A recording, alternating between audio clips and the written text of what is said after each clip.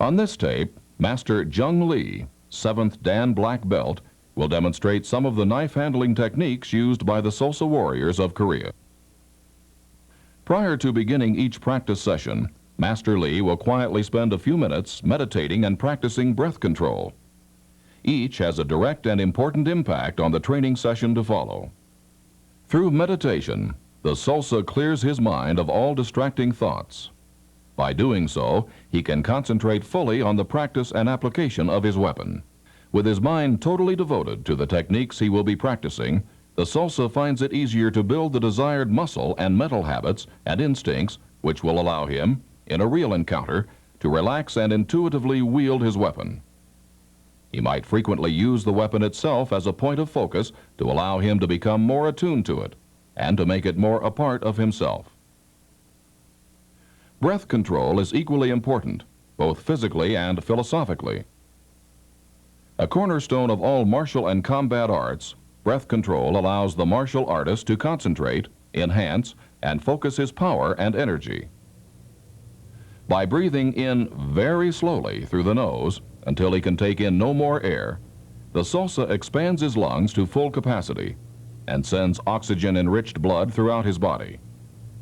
A greater supply of oxygen means stronger, more responsive muscles and a clearer mind. Philosophically, the Salsa is also drawing into himself part of nature's chi, or energy, and making it a part of his own. When his lungs are filled and the diaphragm expanded completely, the Salsa would quickly tighten both sphincter and abdominal muscles to trap this energy within his body, centering it at a spot about 2 inches below his navel. Mentally, the Salsa can then move this energy around his stomach and then send it throughout his body. In doing this, he is spreading the power of nature to his muscles and thereby making himself one with nature and the universe. He then forcefully expels the remaining air. By bending over, he helps to force the old air completely out of his body. Physically, this movement effectively evacuates waste materials carried by stale air from his body, making the next intake even more effective. Philosophically, it clears the way for another intake of nature's energy and power. The Salsa would repeat this exercise several times until he felt himself ready to continue with his practice session. Even though the Salsa warrior generally uses one type of knife, a single-edged blade similar to the Tanto, it is of value to make a quick survey of the more commonly used knife types in order to anticipate the moves likely to be made by an attacker. Knives come in an almost infinite variety of sizes and shapes, many being specifically developed within particular societal and cultural environments to suit unique needs or styles of use. But our framework here is the martial and combat arts, so we are specifically concerned with knives designed for, or commonly used for, that purpose. Knives frequently used in combat situations may be categorized by blade type and primary use as follows. General purpose knives. This category includes kitchen knives, hunting knives, skinning knives, survival knives, machete-type work knives, and folding pocket knives. Fighting knives. This category of knives designed for combat includes commando knives, boot knives, bowie knives, Tantos and Tanto types, short sword, long knife styles, and custom fighters. Though general-purpose knives have drawn more than their share of blood, they are generally ill-designed for actual combat, except as a last resort. Kitchen knives designed for food preparation and delicate cutting need edges that are too fine and delicate to withstand very much cutting of heavy material, bone, and the clash of another steel blade. So-called hunting knives are also not generally balanced for combat handling, but rather for cutting or skinning chores requiring a fine, delicate edge, frequently dressed during use. Survival knives are tools for outdoor lore and crafts. Their blades are heavy for chopping and construction, frequently adorned with backs made into saw blades which would hang up in clothing or flesh. Their blades and edges are more properly defined for cutting wood, rope, leather, etc., than for combat. And machete-type work knives, though deadly in skilled hands, have neither the balance nor blade strength for prolonged combat against proper weapons. Folding and so-called pocket knives with a variety of specialized blade designs are frequently used in urban conflict as they have the advantage of easy concealment and carry. For all of their success against unprepared, untrained, and frightened victims, the small pocket knife is a poor fighter and little match for either a proper blade or even a well-trained martial artist fighting empty-hand style.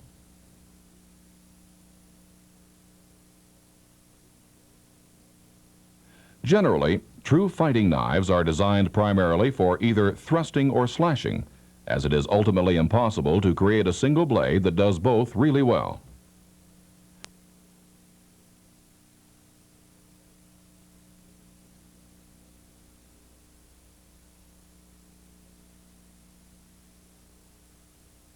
Thrusting knives, such as the commando knife, boot daggers, stilettos, etc., are generally slightly handle-heavy or are balanced at the guard. Their blades are usually double-edged or with a noticeable false edge on the back, and generally end in a fine point which is on the central axis of blade and handle. This allows them to penetrate easily without the blade itself deflecting the line of attack. But their light blades, with almost no belly, make them poor slashing weapons. By comparison, Bowie-type knives are primarily slashing weapons. Heavy blades with deep bellies provide cutting surfaces throughout the arc of an attack with sufficient weight to cut deeply. But frequently, the deep bellies that contribute so much to their slashing power end in points off of their central axis. That and their seriously blade-heavy balance make them awkward thrusters that tend to deflect in the target. The Tanto is one of the very few blade designs that allows somewhat for both reasonable thrusting and slashing, and is particularly well suited for a practitioner of martial arts.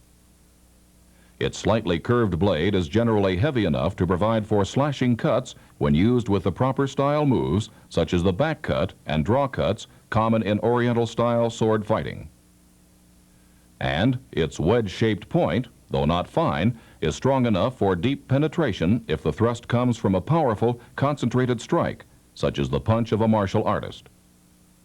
Its single-edge blade, ending in a wedge-shaped point formed where it meets the back, has no clip or false edge.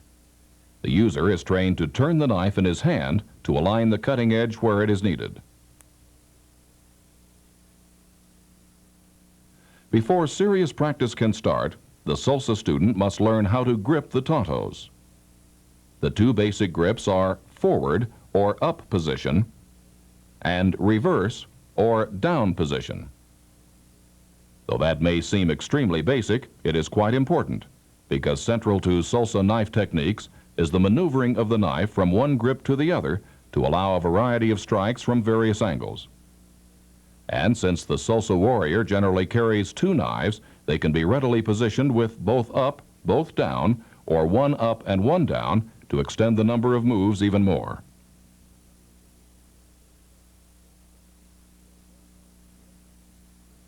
At full speed, the knives seem to float in Master Lee's hand, but slow motion shows how this grip manipulation is accomplished.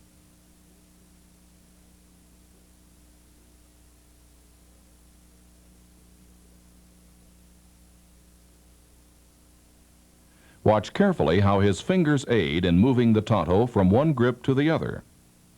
Watch this from several angles and at both full speed and slow motion to understand how it is done.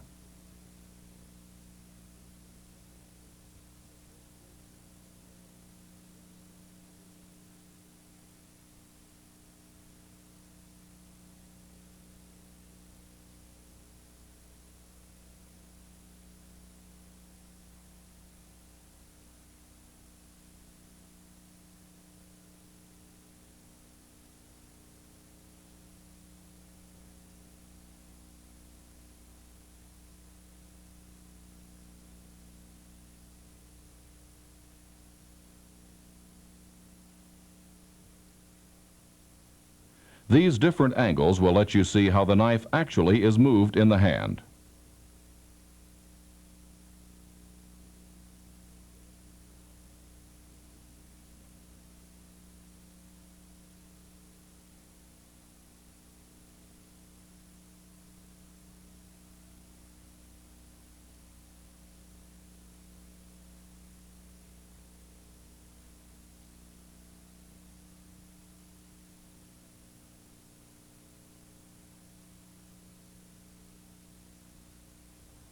To bring it down from the up position, the knife is allowed to pivot down between the thumb and the forefinger. As it falls into position, the closing grip turns the blade so the edge is away from the body. To return the knife to the up position, it is flipped out and away. Then it swings back in. It is spun between the forefinger and middle finger to bring it into position. As it settles in the hand, the forefinger is brought back to join in the grip.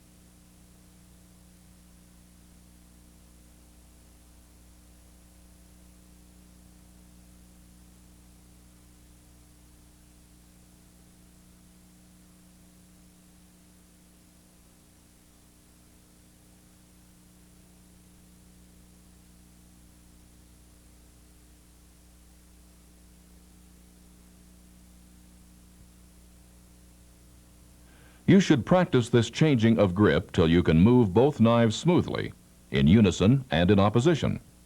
But remember, this practice should be done only with dummy or unsharpened blades.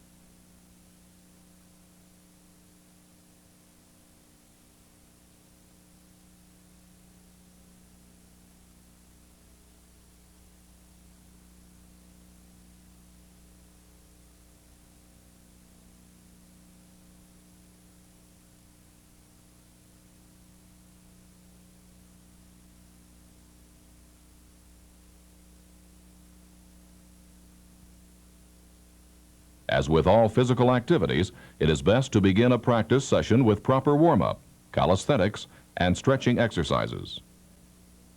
In addition to standard calisthenics, not shown here, Master Lee performs specific warm-up routines using his knives.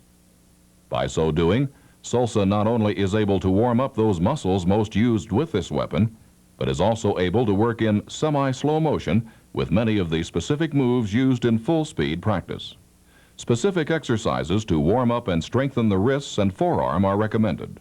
Here, Master Lee demonstrates a series of moves adapted from basic Taekwondo forms, which are ideally suited to warming up for Tanto practice. Note especially how the wrist and forearms are used. These warm-up exercises are also the foundations for several basic Tanto moves. They not only warm up the muscles, they help in muscle patterning and in helping to generate automatic instinctive moves. With this in mind, let's watch this exercise from the start. First, he does simple figure-8 movements to loosen shoulders and wrists. Now he does a series of frontal cuts which work the wrists and arms and help develop the ability to focus on a target spot. Now he does horizontal cuts at chest level.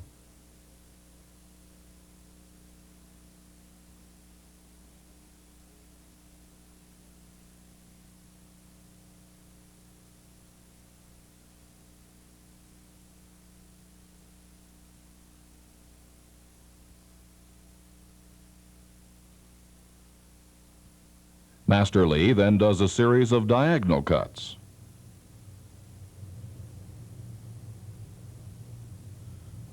Master Lee then uses a figure-8 and series of front thrusts to form a transition to warm-ups using a reversed grip.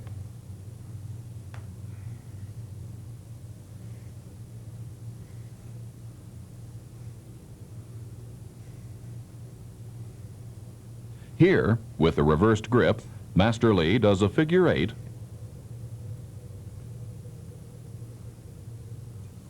ending in a downward vertical strike. In addition to warming up both the body and the mind, these exercises will also get the practitioner familiar with working the blades close to his own body.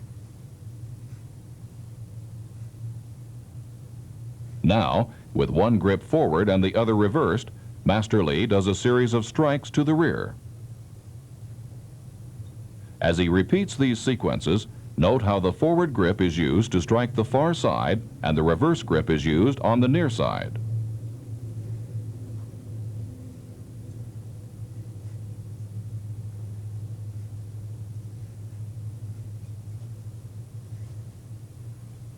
Here he strikes high and low targets on opposite sides.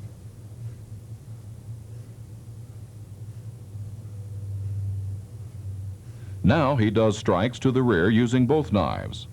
Watch the grip being changed for different strikes.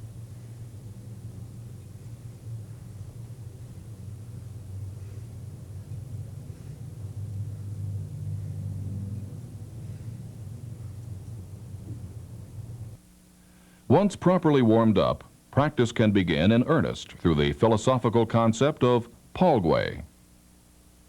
The Salsa saw great power in the number and concept of 8.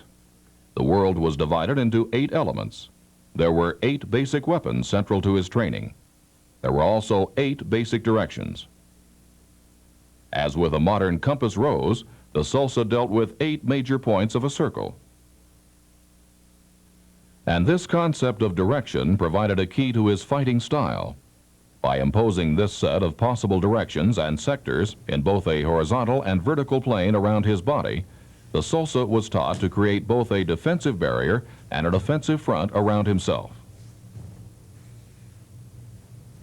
Here, Master Lee demonstrates strikes and cuts in the 8 basic vertical sectors, using first the forward grip, then the reversed grip.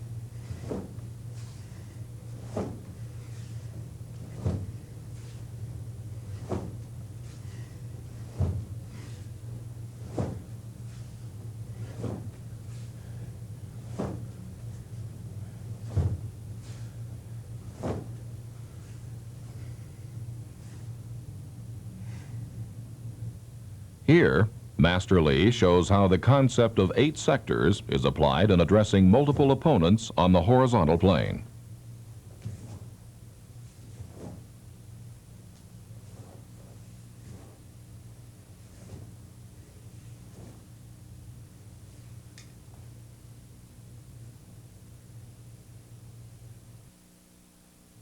In any encounter with edged weapons, the goal is relatively straightforward.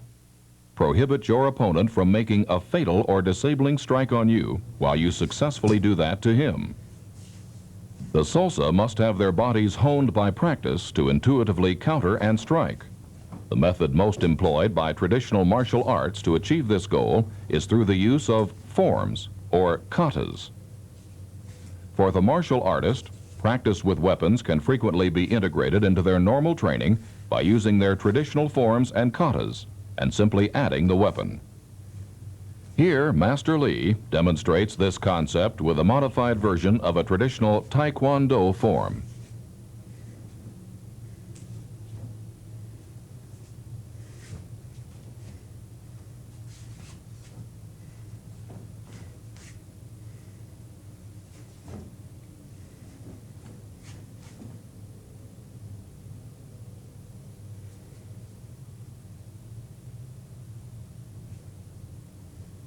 Many view the use of forms to be an obsolete practice only carried on by traditional martial arts. But they have a very real and practical side to them that should not be overlooked. These forms join discrete basic and advanced moves into a series of moves much like a choreographed dance. They train the practitioner to smoothly progress from discrete move to discrete move fluidly and automatically.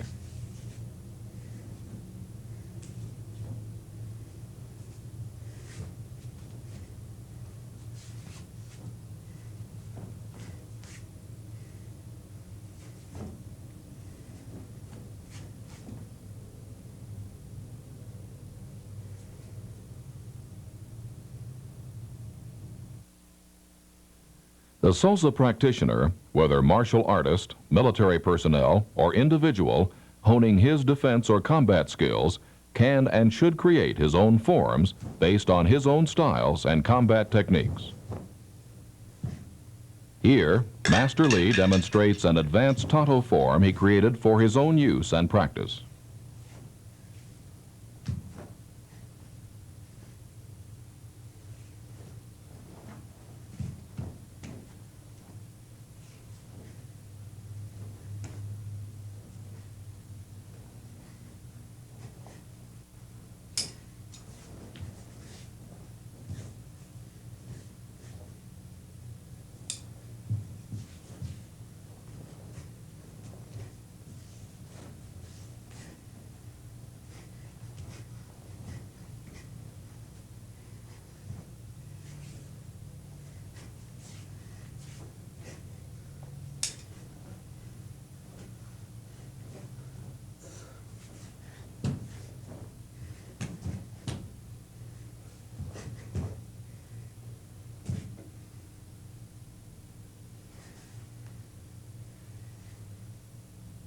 We'll analyze and apply this training technique as it is used with the Tantos by reviewing this form in slow motion and examining a few of the specific moves and their possible applications.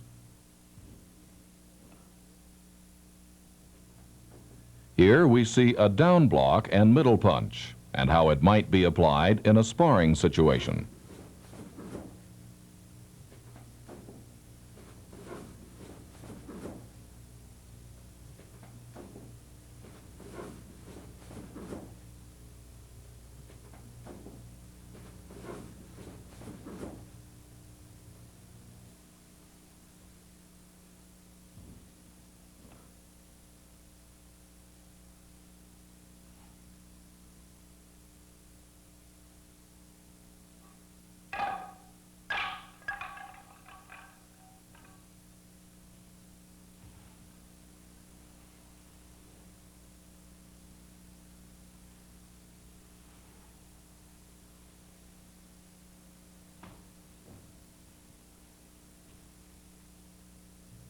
Here is an axe or cross block and neck strike.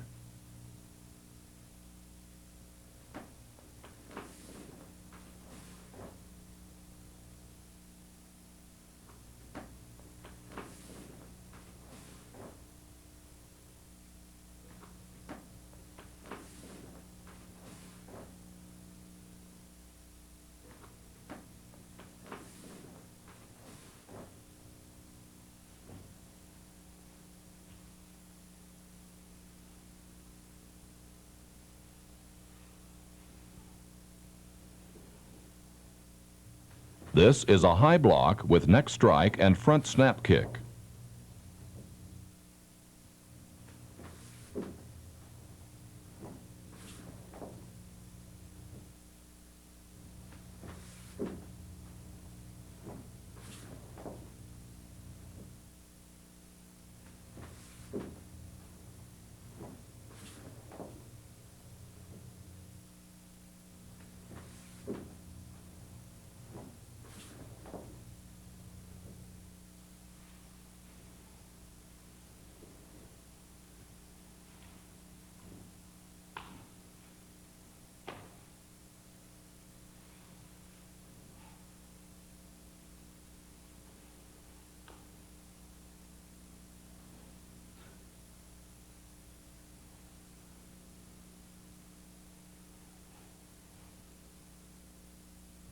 In response to an attack from the rear, we have a set of rear strikes.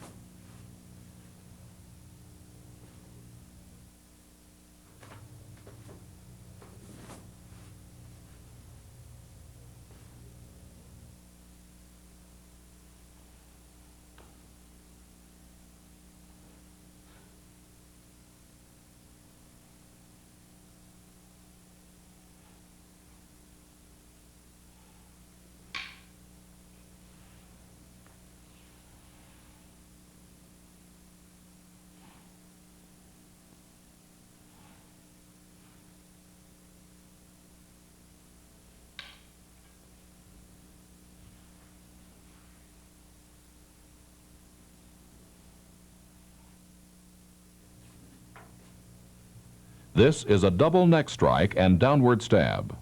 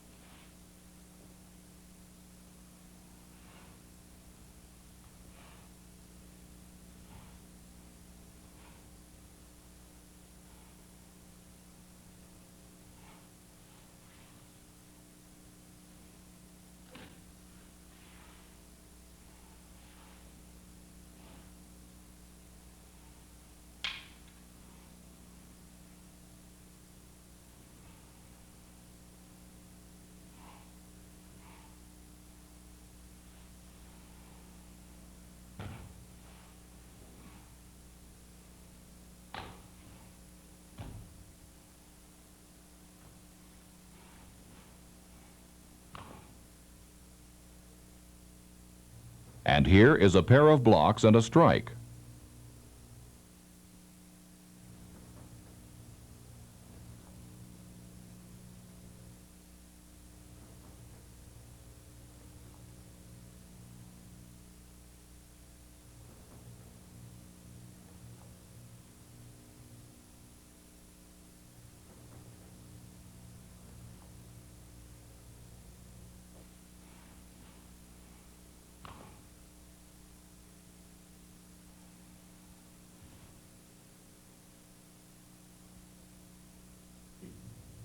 Once more, here is the complete form at full speed.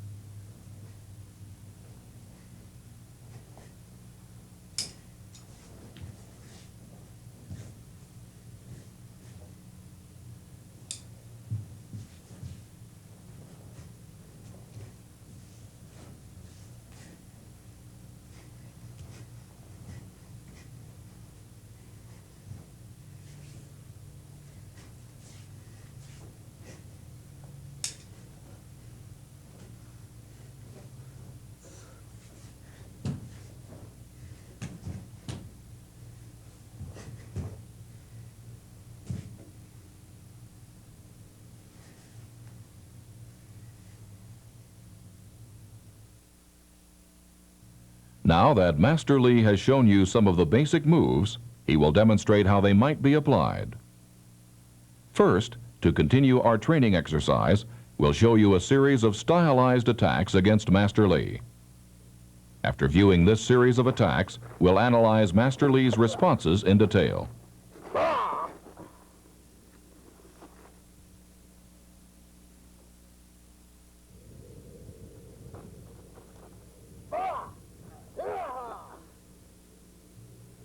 Although it cannot be overemphasized that there is no one best response to any hypothetical attack, these demonstrations will show some highly effective defenses and counterattacks. These applications will demonstrate possible responses to attacks with Master Lee both armed and unarmed, and against various numbers of assailants.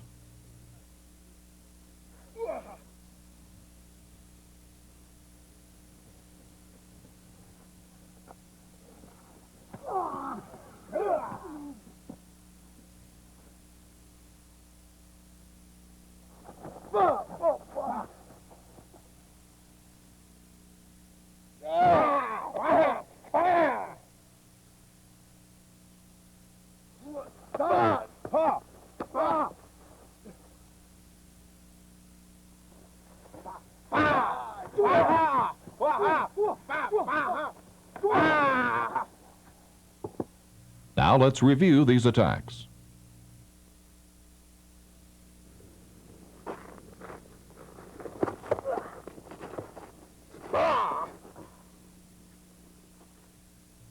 In the first scenario, Master Lee is assaulted by a lone opponent who attacks with a straight-in thrust.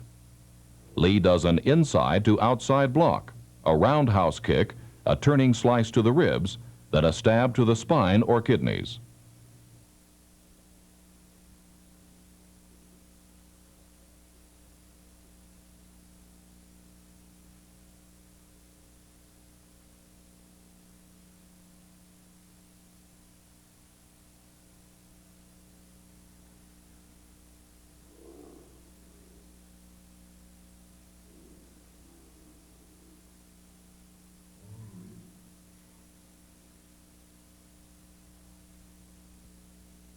Let's watch these moves in more detail.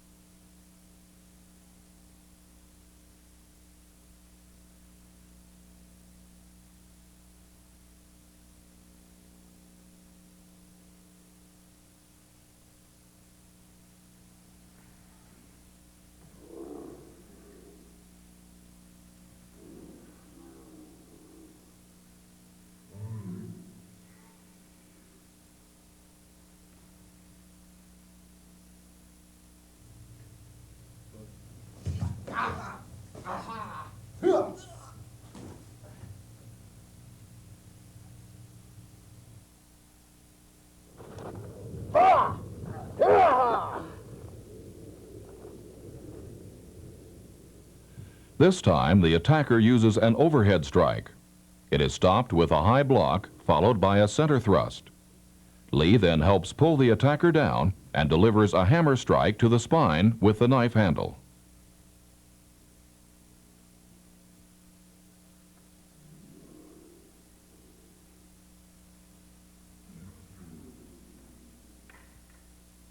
Let's watch these moves in more detail.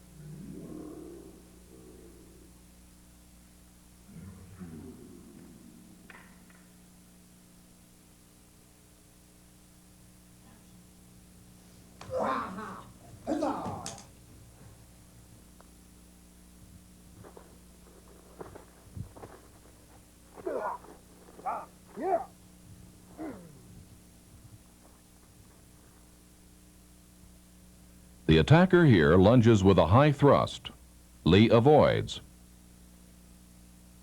grabs the wrist in a wrist lock, slashes the attacker's wrist, and finishes him off.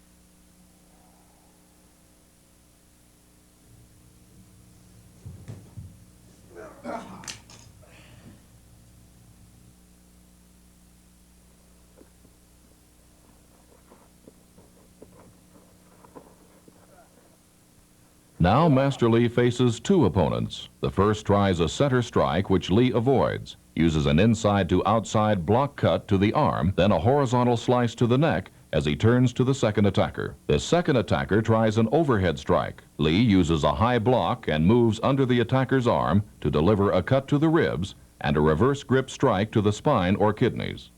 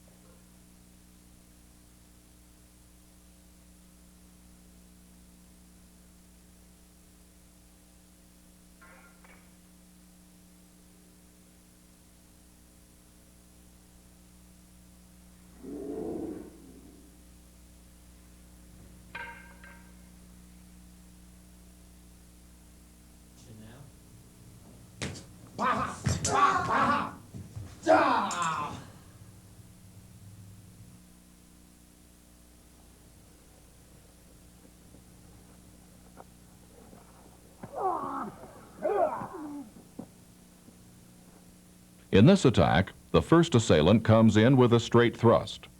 Lee performs a turning block and turning back kick. The second attacker's overhead strike is stopped with a high block followed by a side thrust.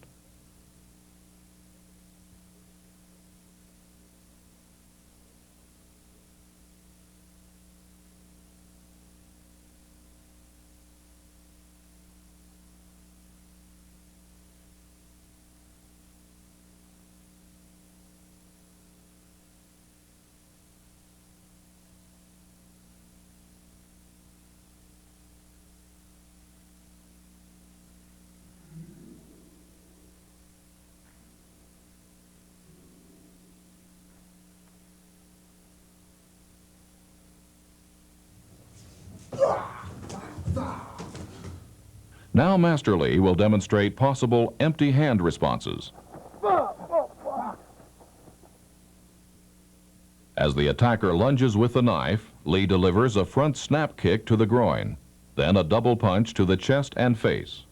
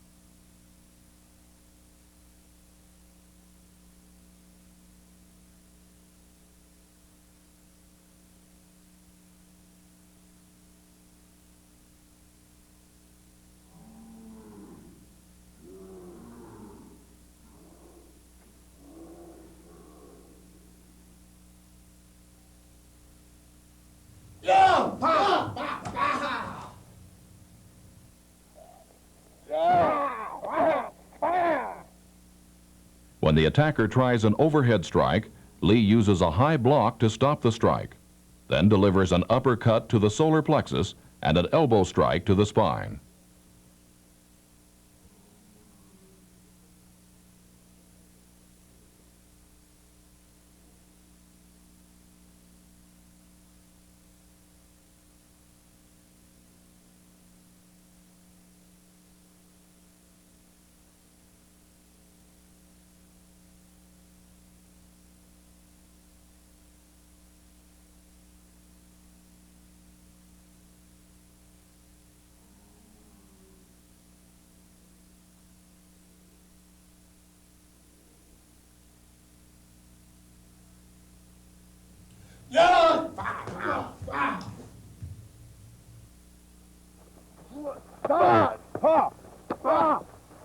The attacker approaches with a diagonal slash. Master Lee roundhouse kicks to the abdomen. The attacker repeats the slashes to drive off Lee. Lee responds with a jumping back kick.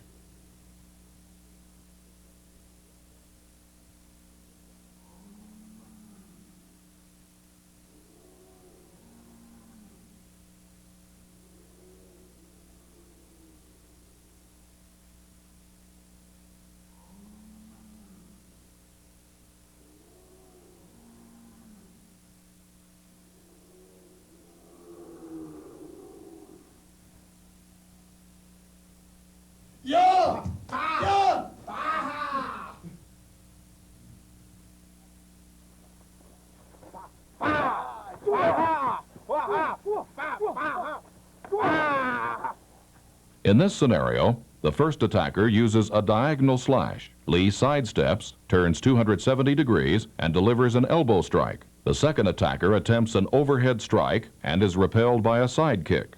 The second attacker returns with a series of figure-8 slashes and an overhead strike.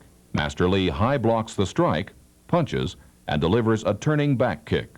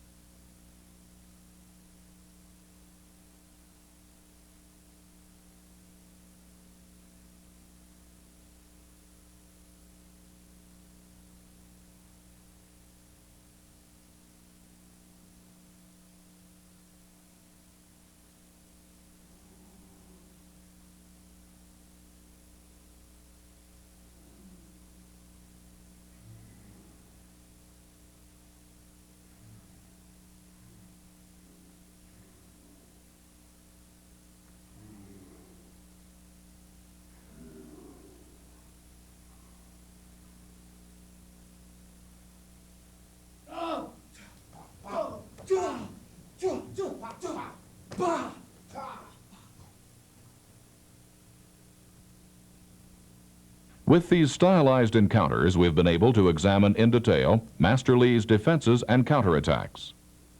Now let's see how these techniques might be used in a more realistic encounter.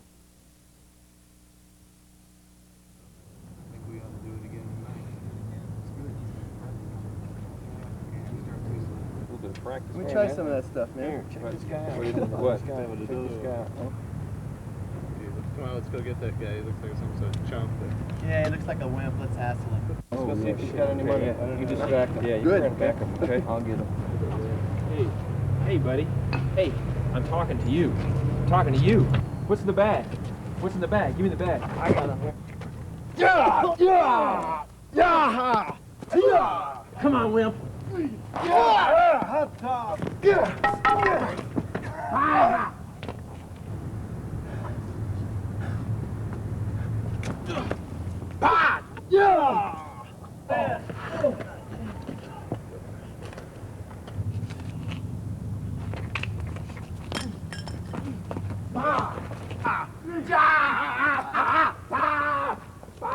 Hold it!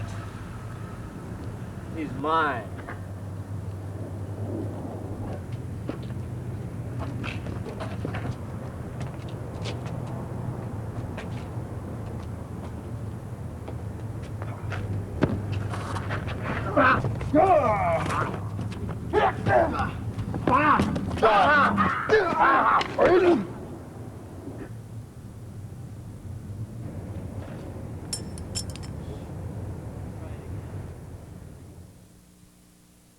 Now we'll go back and analyze several of the more common moves demonstrated in this scenario. The attacker attempts an overhead strike. Master Lee high blocks, turns under the arm, then grabbing the attacker's wrist, brings his own knife down into a thrust to the abdomen.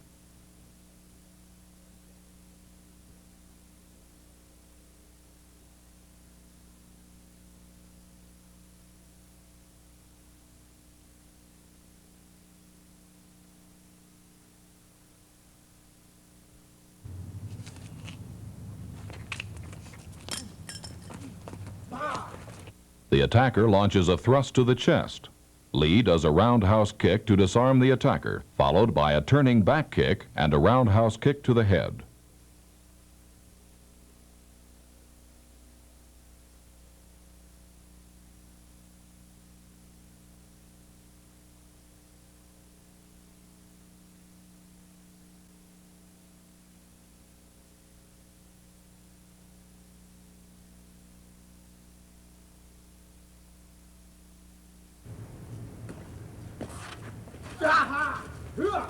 The attacker leads with an overhead slash. Lee avoids, executes a reverse grip slash to the ribs, and a reverse grip stab to the back.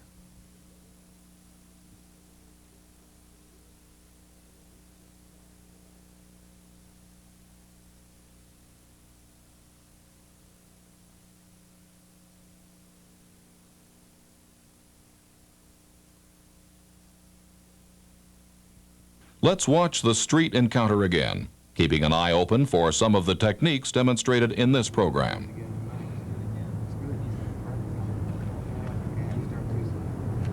Let me try some of that stuff, man. Here, check this guy out. What? Check this guy out. Come on, let's go get that guy. He looks like some sort of chump. Yeah, he looks like a wimp. Let's hassle him. Let's go see if he's got any money. You distract him. Yeah, you Good. can back him, okay? I'll get him. Hey, buddy. Hey, I'm talking to you. I'm talking to you. What's in the bag? What's in the bag? Give me the bag. I got him here. Come on, wimp.